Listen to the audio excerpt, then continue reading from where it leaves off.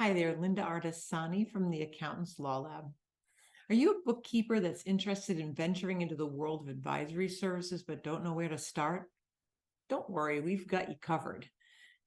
So in this video, we're going to teach you how to move your business from just doing simple, basic write-up work into compliance work into doing more detailed work. We're going to provide you some valuable tips and insights how to build your client base, establish your brand, and provide top-notch advisory services. So let's get started.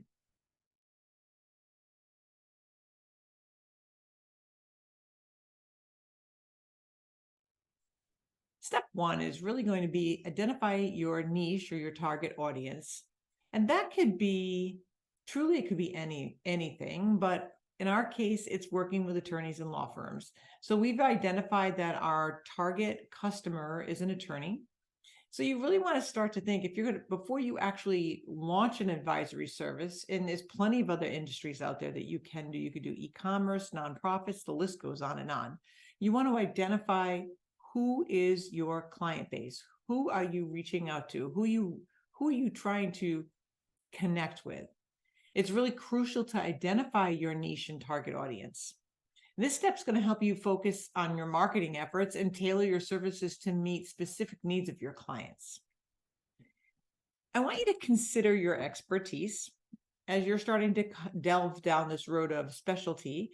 Consider your expertise, your experience in the industries that you are thinking about maybe moving to, and the types of clients that you want to work with.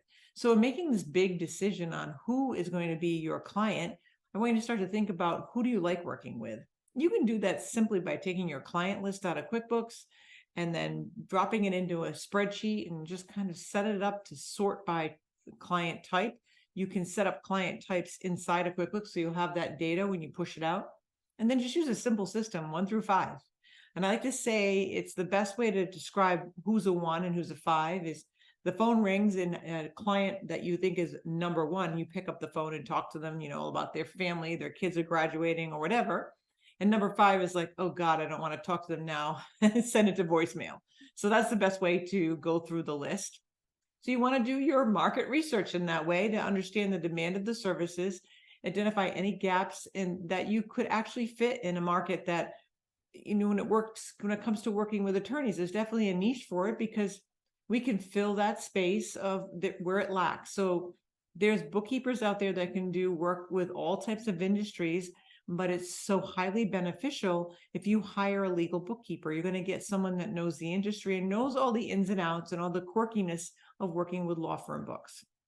So once you have that clear understanding of your niche or specialty, you understand your target audience, you can develop a comprehensive marketing strategy.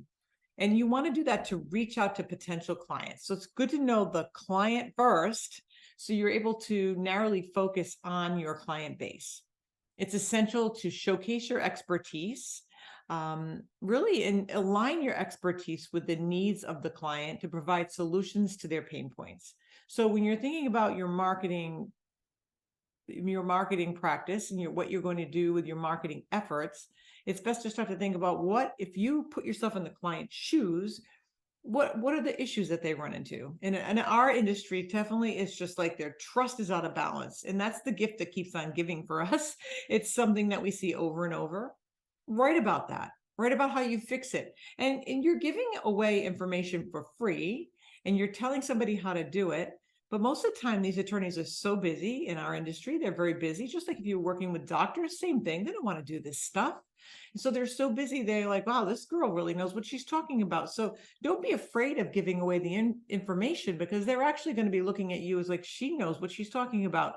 They know enough about their issue and their pain point, and you provide the solutions to that. So you show that you demonstrate to them that you know what you're talking about. And that's the most important part of giving in your strategy of sharing videos, blog posts, newsletters, whatever you decide to land on. Maybe it's just posting in LinkedIn, whatever that is, you're showing them you know what you're talking about. The next step is to develop a strong brand and marketing strategy. And sometimes can be difficult because you need to have that one unified presence. So if you click now on Linda at LinkedIn and Linda at Instagram and Linda at Facebook, you're going to see the same picture kind of floating around. So no matter where they land on it, they know it's me. And they know my brand. Sarah and I've kind of got this following now. People call us the legal ladies because we're out there, we're talking, we're sharing what we know, and we're known for this specific thing. That doesn't happen overnight. You have to really work at it, but start to lay the groundwork that you'll be surprised how quickly it can build. So you want to develop that strong brand. You want to develop that, in my case, very professional brand, where maybe if you worked at a marketing agency or only with marketing clients, you want to be more fun. But we're very professional, kind of, you think the color's blue, you want to pick, that branding that works with the industry you're working with. And then it's vital for the success to be able to build into these advisory services, because that's ultimately what I'm going to be talking about, is you're moving towards working as doing the work, but also analyzing the data and helping your client grow and be more profitable.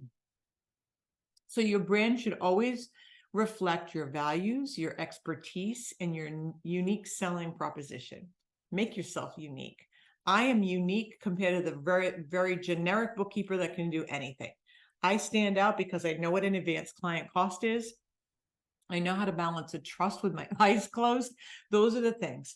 But you also want to, when it comes to your brand, you want to create a memorable logo. You want to design a professional website. Don't just go cheap and pick a Wix and go with it. You want to make sure that you don't want to pick a boilerplate template one. You want it to look good. And even if you don't have the skill set, I used Kajabi, and it was fairly easy to take a template and make it your own. And you can do that with WordPress as well. There's plenty of templates out there that you can design your own look, but find a look that you like, and not something you want to copy, but something that kind of gives you the idea of where you want to go. There's plenty of marketing people or web designers that you can hire as well that maybe will help guide you, that aren't that expensive. They do take work. So if you have to design your website, you're going to find there's a lot of back work that you have to do. But knowing that you put your heart and soul in it, especially if you're just starting to build your business, it's important to have that really good brand presence. So you want to have the logo, you want to have a professional website, you want to have a strong social media presence to boost your credibility. And that's probably one of the best things you can do for yourself. You start to lay the groundwork. So social media, you do have to kind of saturate it, but you want to make sure you put different posts out there to show that you know what you're talking about.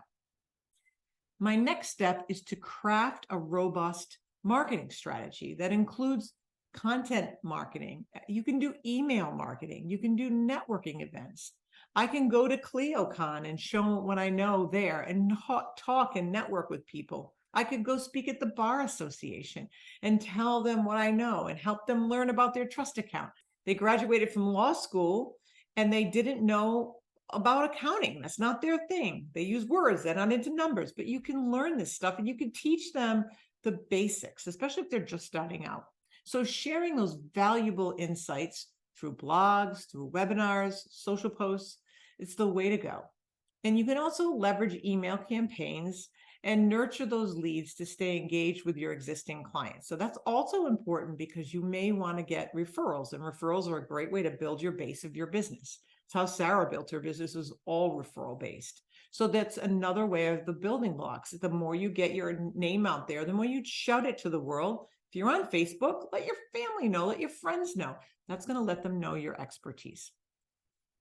So the next thing you want to do is build that network of contacts and partnerships.